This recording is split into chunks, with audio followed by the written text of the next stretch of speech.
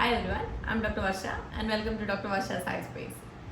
ഉലുവ കഴിച്ചു കഴിഞ്ഞാൽ പ്രമേഹം കംപ്ലീറ്റ് ആയിട്ട് മാറും, അല്ലെങ്കിൽ ഉലുവ രാവിലെ വെള്ളം ആക്കി കുടിച്ചോളൂ, അത് തന്നെ മതി ഷുഗർ ലെവൽ കൺട്രോൾ ചെയ്യാൻ, ഇൻസുലിൻ ഒന്നും എടുക്കണ്ട, ഇങ്ങനെയൊക്കെ പറഞ്ഞു കേട്ടിട്ടുണ്ടാവും അല്ലേ? അപ്പോൾ നമ്മൾ ഈ പറയുന്ന കാര്യങ്ങളിലൊക്കെ എന്തെങ്കിലും സയൻറ്റിഫിക് പ്രൂഫ് ഉണ്ടോ, അല്ലെങ്കിൽ ഉലുവ മാത്രം കഴിച്ചാൽ മതിയോ എന്നൊക്കെയാണ് ഇന്നത്തെ വീഡിയോ ഡിസ്കസ് ചെയ്യാൻ പോകുന്നത്.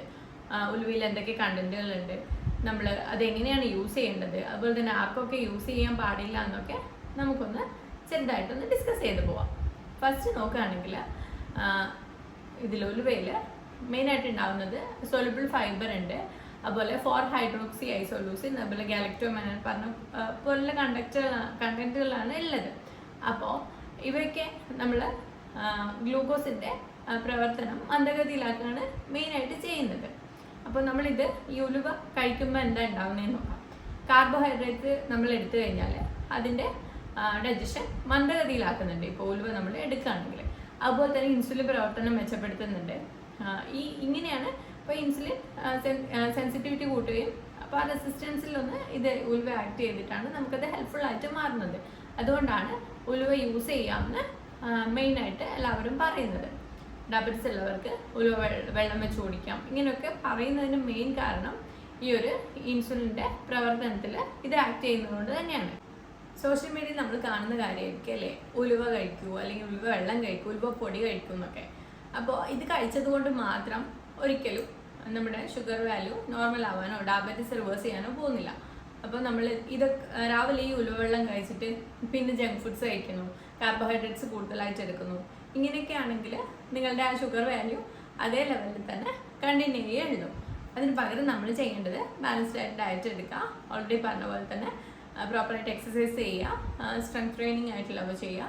ഇതിൻ്റെ ഒക്കെ കൂടെ നമുക്ക് വേണമെങ്കിൽ ഉലുവ വെള്ളം എടുക്കാവുന്നതാണ്. പിന്നെയുള്ള ക്വസ്റ്റ്യനാണ് എങ്ങനെ ഉപയോഗിക്കാം എന്നുള്ളത്. ഓൾറെഡി എല്ലാവരും പറയുന്ന പോലെ തന്നെ രാത്രി കുതിർത്ത് രാവിലെ ആ വെള്ളം കുടിക്കുന്നതോ, അല്ലെങ്കിൽ വെള്ളം നമ്മൾ ഡെയിലി കുടിക്കുന്ന വെള്ളം റീപ്ലേസ് ചെയ്ത് ഉലുവ വെള്ളം കുടിക്കുന്നത് നല്ലതാണ്. അല്ലെങ്കിൽ നമ്മൾ കറി വെക്കുമ്പോഴോ അല്ലെങ്കിൽ ഡാലൊക്കെ ഉണ്ടാക്കുമ്പോൾ അതിൽ ഉലുവപ്പൊടി കുറച്ച് ചേർക്കുന്നതും നല്ലതാണ്. അല്ലെങ്കിൽ തന്നെ നമ്മൾ ചില കറികളിൽ നമ്മൾ ഉലുവ അതുപോലെ വറുത്തിടുക, അങ്ങനെയൊക്കെ അതൊക്കെ ആയാലും ബെറ്റർ തന്നെയാണ്. പക്ഷെ ഒരു ദിവസം 1 to 2 ടീസ്പൂൺ മാത്രം മതി. അധികമായി കഴിച്ചു കഴിഞ്ഞാൽ ചിലവരിലെങ്കിലും വയറിളക്കം, ഗട്ട് ഇഷ്യൂസ് എന്തെങ്കിലും, അല്ലെങ്കിൽ ഗ്യാസ് പ്രോബ്ലം ഇതുപോലെയൊക്കെ ഉള്ളവ കണ്ടിട്ടുണ്ട്. അതുകൊണ്ട് തന്നെ ഇത് കഴിക്കേണ്ടതുണ്ട്, ചിലരെങ്കിലും ശ്രദ്ധിക്കേണ്ടതായിട്ടുണ്ട്. നമ്മളിത് അധികമായി കഴിച്ചു കഴിഞ്ഞാൽ പെട്ടെന്ന് നമ്മൾ ഷുഗർ ലോ ആയിന്നും വരാം.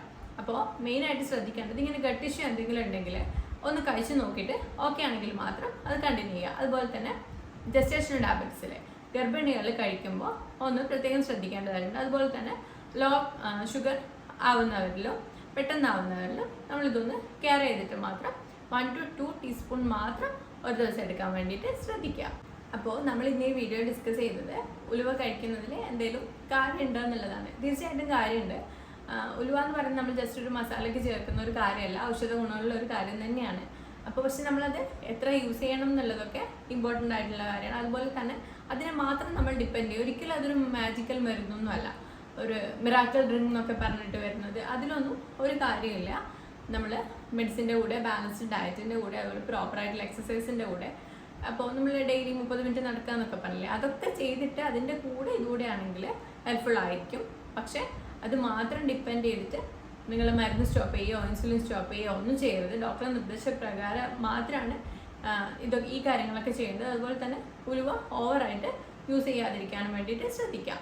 ഇന്നത്തെ വീഡിയോ ഹെൽപ്ഫുൾ ആയിട്ടുണ്ടെങ്കിൽ ഹെൽപ്ഫുൾ ആവുമെന്ന് തോന്നുന്നവർ കൂടി ഷെയർ ചെയ്ത് കൊടുക്കുക. കൂടുതൽ അറിവുകൾക്കായി ഫോളോ ചെയ്യും. Thank you.